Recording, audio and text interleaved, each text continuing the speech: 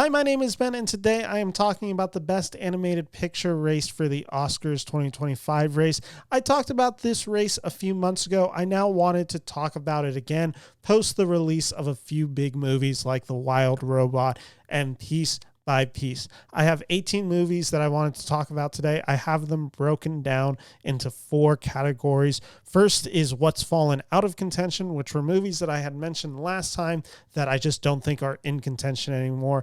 Then I have what's solidified. There are 3 titles I have in this one. These are the ones that are for sure getting nominations. Then I have the Netflix conundrum. These are 5 films that Netflix is releasing that I think they have reason to believe that any of these films could at least possibly break into a nomination. And then finally, we have the last slot, which is basically the other. There are 4 other films I want to talk about there. So let's talk about real quick what's fallen out of contention. Again, these were all movies I mentioned in July. We're talking about them again. I'm going top to bottom, so 18 on. So at last place, Saving Bikini Bottom, the Sandy Cheeks movie. Even at this time, I said this movie will not get nominated, but I mentioned it because it was an animated film. Next, I have the Garfield movie. I said there was a far out chance that this movie could get a nomination.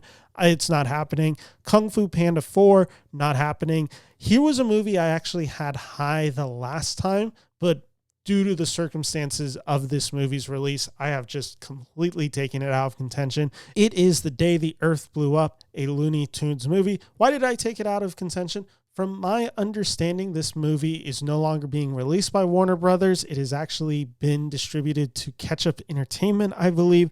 That just, to me, screams that the studio had no faith in this movie. They didn't think it was going to be a profit. It's bizarre that Looney Tunes is going to be a movie not released by Warner Bros. Like, that is one of their signature properties. David Zaslav has been doing his thing. Obviously, we had the Coyote versus Acne movie that got canceled maybe about a year ago. All of it just spells doom for this movie that I thought had an outside chance originally. Transformers 1, I actually think this movie is quite good. It is just the case of this movie didn't make a ton of money. And if a movie last year like Teenage Mutant Ninja Turtles, that animated movie, couldn't make it in, I don't see any chance Transformers 1 makes it in, even though I thought it was a good movie. And then Despicable Me 4. I don't think I had seen this movie when I had done the last video. I had seen this movie. Despicable Me has never been a particularly popular film within the Academy. I still just kind of threw it in there just to throw it in. It is out. So those have all fallen out of contention. If I ever talk about the best animated race, we're not talking about any of them. Maybe a few films will get added to that category, but for this sake, we are never talking about those movies again. For next, I want to actually break down the films that I think are solidified because there's no suspense in keeping you guys waiting. I think you know what the big films are. So I have 3 movies solidified in this category. I have The Wild Robot at number 1. Just point blank. I didn't actually review this movie. I saw The Wild Robot and it's one of the best movies of the year. Full stop. No question about it. It is a wonderful movie. You should all go check it out as soon as possible. It is legitimately wonderful. It is so beautifully acted, so beautifully animated. I have nothing but great things to say about this movie. I never actually shot a review for it, but if I did, it would be either a 4 or 4.5 stars out of 5. It is truly a delightful movie. Had a great time with it. Number 2, Inside Out 2. Box office sensation, over $1 billion. Pixar, they will not be denied this year, and they could even compete. I still think Wild Robot probably takes it all. And then the third is a movie that I actually didn't mention last time, and then people in the comments pointed it out that I should have mentioned it. I've learned more about it. I'm seeing the support of this movie. It is Memoir of a Snail, which is an international feature, seemingly very well liked, seemingly well respected, looks to just fit the categories that gets a film like this nominated, and it definitely has the high critical and audience praise for this movie. So as of right now, there seems to be a groundswell of support for it. I don't know when I'll see Memoir of a Snail or / when it's even coming to the United States, but for the purposes of today, I think there is enough indicating that this one seems to be a lock, which leaves us with 9 movies to talk about. Let's just talk about the Netflix conundrum real quick. You could make the argument, obviously, that the last 2 films are going to be Netflix movies. I am going to make this more interesting, and I'm going to say of the 5, only one is going to be nominated. So let's just talk about those 5 real quick, and I'll rank them from what I think is least possible to most. First, I have Ultraman Rising, which is just to take everything I said about Transformers movie. If they were not going to nominate Transformers, if they're not going to nominate Teenage Mutant Ninja Turtles, even if Ultraman is a better film than either of those are, they are not going to give it. There is just a genre bias. You can count it out. Spellbound, which is the new Skydance. Originally, they had been working with Apple TV with a film that they did in 2022 called Luck, which I got a lot of hate for disliking that movie and not liking that John Lasseter had been allowed to work again. Now this film is under Netflix. Just take all the criticisms I had for the film Luck. Based on what I've seen for the trailer of Spellbound, this does look like a Pixar ripoff. I'm not excited for this film, even though I like a bunch of the actors and actresses in this movie. Next movie I have is That Christmas. Don't know much about it, but there is some definitely good early praise on this movie that I've heard. Netflix usually releases one Christmas animated film a year, and I don't think they've ever really gotten nominated for it. So I'm not counting that in right now. These are the last 2 that I think at least you could make an argument this is the 4 and 5. You have Orion and the Dark. It is written by Charlie Kaufman, who's done Being John Malkovich, adaptation, and Eternal Sunshine. I think the issue that this movie is going to run into, completely honestly, is the fact that this movie came out in February and it really hasn't seemed to be in the conversation. I know Netflix has had movies like The Sea Beast in 2022, which stayed in contention and discussion. And I think Charlie Kaufman is certainly a writer deserving of that.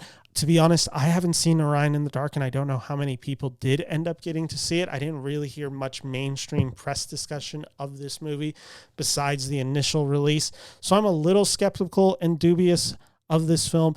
And then the Netflix movie that I think will get nominated, and I am putting this at my 4 slot, I am saying Wallace and Gromit, Vengeance Most Fowl. Now, I know the trailer dropped for this movie today. It is Wednesday, October 16th.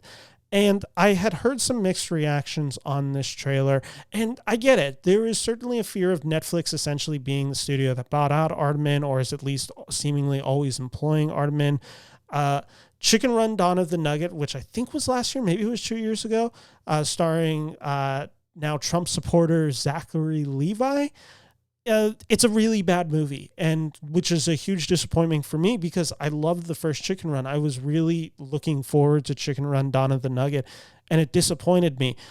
I don't think Wallace and Gromit is going to be that, but I do remember being really hyping up Chicken Run and then being super disappointed by it when I eventually saw it. So I do have those bit of nerves when it comes to Wallace and Gromit Vengeance Most Fowl, where I'm just like, maybe the studio doesn't have that magic touch anymore. Maybe this is now just they're making film by committee for Netflix. I am slightly worried about that. It's also coming out really late in the release schedule. I believe this is going to be premiering January 3rd, which means it will still probably qualify for Oscars because it will have a release in December. Maybe it has a 1-week theatrical, something along those lines. Who knows? I just think the Wallace and Gromit has a lot of magic to it, and if they can capture it, their last film, Wallace and Gromit, Curse of the Were-Rabbit, literally won the Best Animated Picture that year. So I do think it's possible, and I'm going to give them the benefit of the doubt, especially because I love the Wallace and Gromit characters. So I'm going to be friendly towards them, and I'm putting them at my 4 slot. That leaves us with the last slot, which I think will be one of these 4 movies. Moana 2, Lord of the Rings, The War of Rohirrim, Piece by Piece, and Flow. So I will just say right now, Lord of the Rings, The War of the Rohirrim. One, I always know I cannot pronounce that. Rohirrim? However you say that word, I know I can't pronounce it correctly. This obviously has a clear inspiration by anime. I just don't know how hugely popular this movie is going to be. It very much feels like it's going to be for a very certain audience who will maybe eat this movie up and who are really going to be loud and vocal and supportive of this movie. I don't know. I'm not high on the Lord of the Rings brand right now. It doesn't feel like it's really had any moment of relevancy for well over a decade. I know the TV show's out. I know it's having mixed reception. I just don't think that this Lord of the Rings anime battle movie is going to get the Oscar attention, but it is Lord of the Rings, so you can't count it out from contention. Moana 2, I have my questions about. I think the trailer looks fine enough. I think this movie will end up being fairly good. My issues and concerns with this movie is this was essentially, from my understanding, supposed to be a TV movie or TV show that got repurposed last second to a movie, brought back the cast. They're now having new music in it. I don't think Lin-Manuel Miranda is writing any of the music, which was obviously a big part of the first movie. Just feels like it's going to be a lesser film to the first Moana film. So I'm skeptical of giving it that final slot, which leaves us with Piece by Piece and Flow. Flow, I will have to admit, I don't know much about it besides that it is a movie about a cat. I'm trying to see, I took a few notes on it. It follows a cat whose home is destroyed by a flood, must work with other animals to survive their newly aquatic planet. It looks like it's almost like a biblical epic in some ways. Like, it definitely looks like it's a bit based on Noah's Ark. I believe it's a French film. I've heard really good things about this movie. Now I'm kind of saying that there's going to be 2 really small animated films that get into this year's race with Flow and Memoir of a Snail. So I'm not positive on that, but I am hearing enough positive things. The animation branch of the Academy can always be weird. They certainly do have mainstream sensibilities, but then every year it looks like they always get in a few films that people weren't necessarily expecting or didn't really feel like they had mainstream success. Robot Dreams, Nimona come to mind. Year before was a fairly mainstream, but they had Marcel the Shell with Shoes On, which you could say is an outside chance. Like, Flea was a few years ago.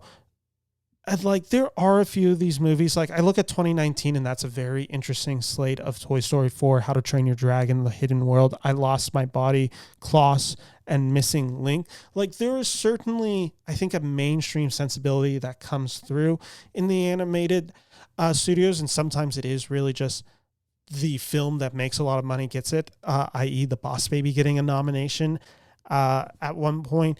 So I'm a little skeptical of saying Flow and Memoir of a Snail get in, but then that leaves me with Piece by Piece, which I was going to try seeing before I recorded this video, but like most of America, didn't go to see it this week, and this movie did not perform well at the box office. It certainly has its fans. People seemingly are more positive than not on this movie.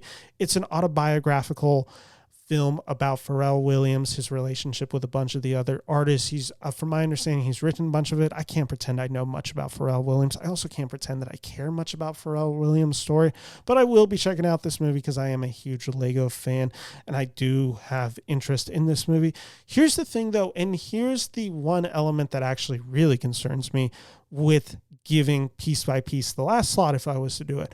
Autobiographical documentaries about showbiz don't get nominations. Essentially, films that are almost seen as vanity projects don't really get the nominations for documentary in it. Because I look at a few films, like Senior doesn't get it, and I thought Senior was an excellent film from Robert Downey Jr. exploring his relationship with his father.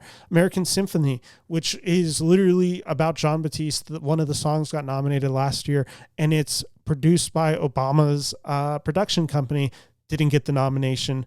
Still, a Michael J. Fox movie didn't get the nomination. Won't You Be My Neighbor, which was a highly popular film about Mr. Rogers back in 2018, didn't get the nomination. Essentially, the Academy seems to ignore autobiographical documentaries about showbiz. Piece by Piece is technically both of those films. Now, you could argue that it now has another level of creative interest because it is not necessarily a documentary. It takes the Lego animation and makes it something far more wholly unique in style. You could make those arguments. I'm still a little skeptical. I don't think the seemingly not so great box office reception is helping it, which technically means that I have it on the outside looking in, but I don't feel good about it. So at 4, I have 4 that I feel pretty good on. The Wild Robot, Inside Out, Memoir of a Snail, and Wallace and Gromit, Vengeance, Most Fowl. And then I guess for that 5th slot, I am going to put Flow in there. And then my honorable mentions in that, I guess, would be Piece by Piece, Moana 2, and Orion and the Dark, possibly being the spoilers of it taking that 5th slot. But tell me, Did I get anything wrong? Is there anything I should be looking forward to? Is there any way that I vary from you guys? Tell me what you guys are putting in those 4th and 5th slots, because I do think we're all going to agree on the Wild Robot, Inside Out 2, Memoir of a Snail. And I have a feeling most of us are probably at this moment agreeing on Wallace and Gromit. But tell me what you think. And out of curiosity, tell me if you think I'm wrong on The Day the Earth Blew Up. This is a movie that I hope is good. I love the Looney Tunes. So I want this movie to be good and for me to celebrate it, but not looking so hot at this moment. So thank you all for watching. And if you like these videos and you like my Oscar coverage, make sure to hit that subscribe button below.